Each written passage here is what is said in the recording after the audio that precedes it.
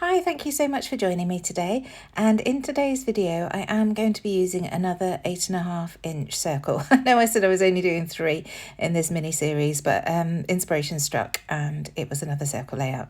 So you can see in the top right hand corner, I've put one of the Vicki Boutin print shop papers, and that was my inspiration for this background paper that I'm creating.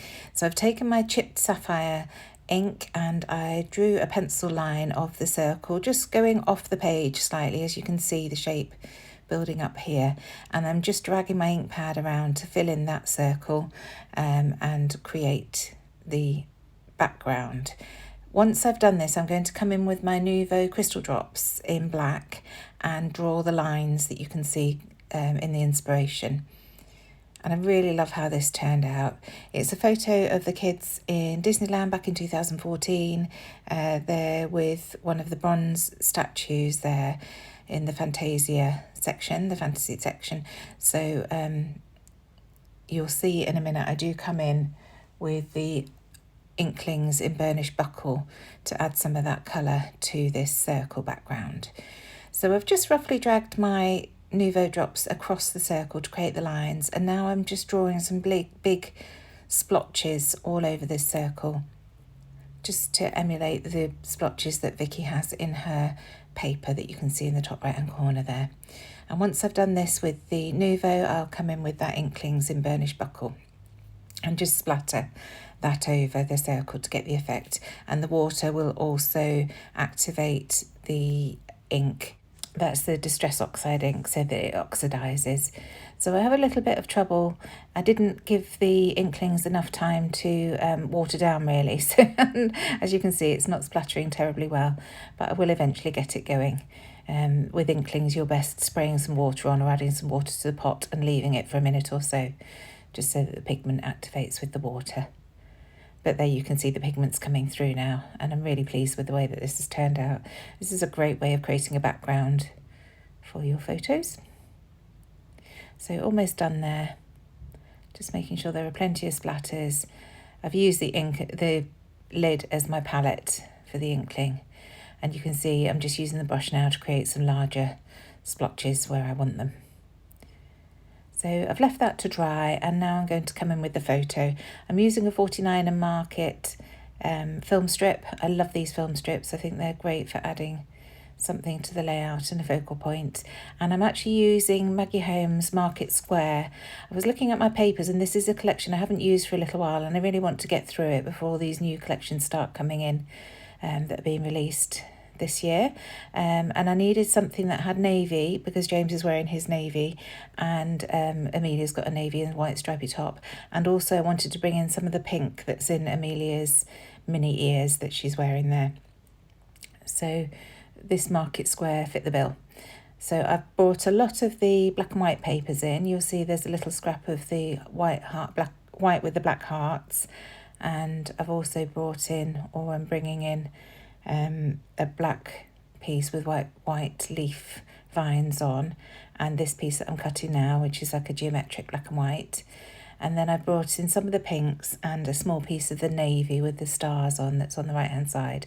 And I'm just building up the layers behind the photo, just adding things in, deciding where I want them to go.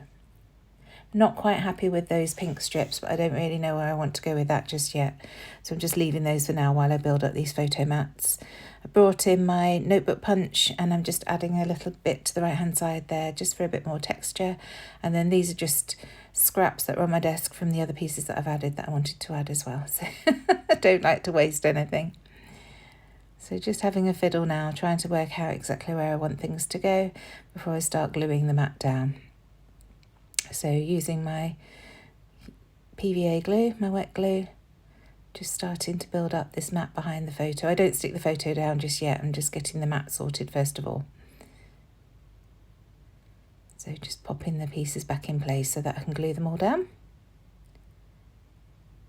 And this is a collection, like I say, I've not used it for a little while, and it really is such a versatile collection. And there are some gorgeous prints in there, really nice colours. So I'm going to be using this the next couple of videos, I think. I want to get some use out of it before it's done. I haven't got a huge amount left, but there's enough. So as I say, just gluing all these bits and pieces down before I add the photo. So I decided that I want to map this photo on some white card. So here I am just with a scrap. This is from where I've been using my silhouette to cut things out. And I just keep the ends when they're big enough so I can use them as photo mats. And just a tiny little mat just to give the photo definition on top of those busy papers. So now gluing that down to the mat. And then I can start working out what I want to do with those pink pieces, because like I say, I wasn't happy with them the way that they were.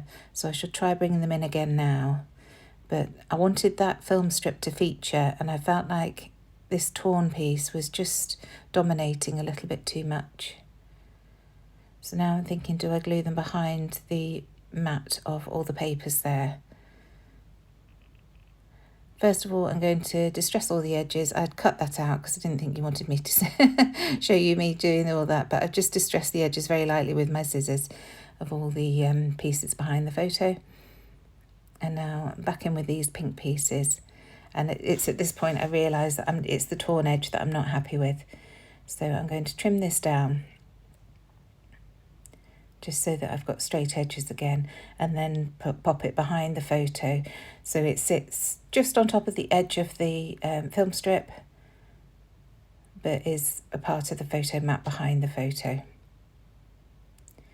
So this piece that I'm holding here wasn't long enough, so I just tore it in the middle so that I could pop it poking out the top and the bottom of the layout. So there we have it. I'm much happier with the positioning of things there now. And as you can see, it's just overlapping that film strip piece, but it isn't a part of it, and it still gives the film strip plenty of space to shine, so to speak. Just making sure that everything's straight and stuck down, and then I shall stick this photo mat down. Still finding pieces that aren't glued down properly. I didn't do a terribly good job today, but I get there in the end.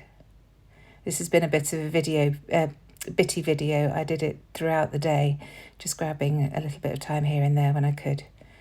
Sometimes that really helps with the creative process, because you can go away and come back to it afresh with fresh eyes to see what works and what doesn't. And as I say, that pink paper really was bugging me, but I knew I wanted to have it as part of the photo mat. So anyway, here it is. So gluing this down now, and then I can start embellishing. There's not a lot of embellishing that I do, and I don't do any journaling on this page because it's in the album with all the other Disney photos. So there's not a lot to say about this photo other than it's cute and I like it. So I wanted it to go in the album. So straight away I see this piece, and it works nicely with Sophie's t-shirt there, and it just says, "We were together, forget the rest." And I think that's a really nice sentiment. Then I'm bringing in this Adore Flair badge from Hey Little Magpie. It's actually part of the Valentine's collection that I created this year, but it works perfectly with the pink from Amelia's headband that I wanted to bring in. So just having a look through the sticker book to see what else I can add now. And I do find a little pink label sticker that I slot down the right hand side there, and that just fills that gap in nicely between the photos. And then I also find a couple of the word strips there that are, I think they're copper foiled. They're really pretty, lovely green. One says Big Magic and the other one says Happy Place.